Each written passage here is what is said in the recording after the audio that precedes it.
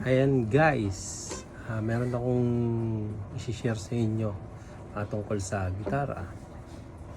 Hindi natin kailangan bumili ng mga mamahaling gitara kasi itong gitara ko worth 900 pesos lang, pero ang tunog niya parang mga tig 6,000 ganyan. Nasa pagsisetup lang.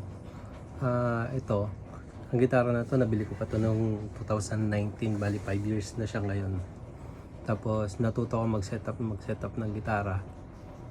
Yan, ang ginawa ko lang, nagpalit ako ng nito lang. Nagpalit ako ng tuning peg.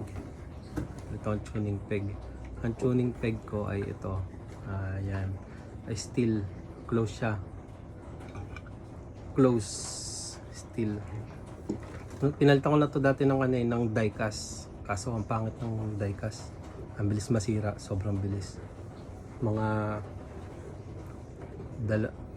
isang linggo ko lang ginagamit. Natatanggal na yung mga ganito, mga key. Tuning key niya. Tapos nagpalit ako ng bone. Ito, bone nut. Tsaka dito sa saddle. Tapos, ayan. Niliha ko itong mga fretboard para kuminis. Tapos nilow action ko siya. Napakababang low action. Ito napakapangit na ng gitara na to, pero yung tunog niya solid. Ano lang to, parang 36 lang yata size na ito eh. Tapos ayan, small body, manipis lang siya. Tapos medyo drug na siya. Sinetup ko lang. Ang ganda pa din ang tunog niya, guys. Tapos ito, umangat na yung bridge niya. Ayan, ang ginawa ko, umangat yung bridge. Nilagyan ko siya ng tali dito sa likod, patak sa labas. Tapos ito, isa sound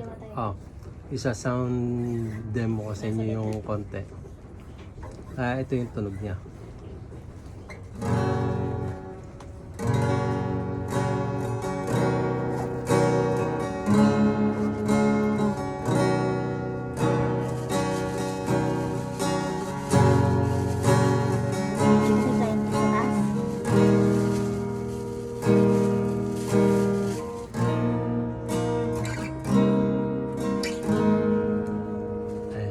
Yan po yung tunog niya. Kaya kung nagustuhan nyo po itong video na to, pwede kayong magpa-setup ng gitara acoustic. Yung alam ba, yung mga hindi na talaga magandang gitara nyo, gusto nyo pa-setup, gusto nyo lang i-try, libre lang naman sa akin. Libre lang po guys.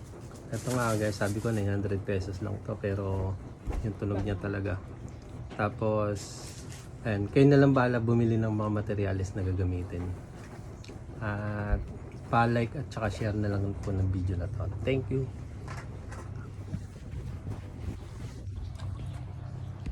Speech on. Take picture.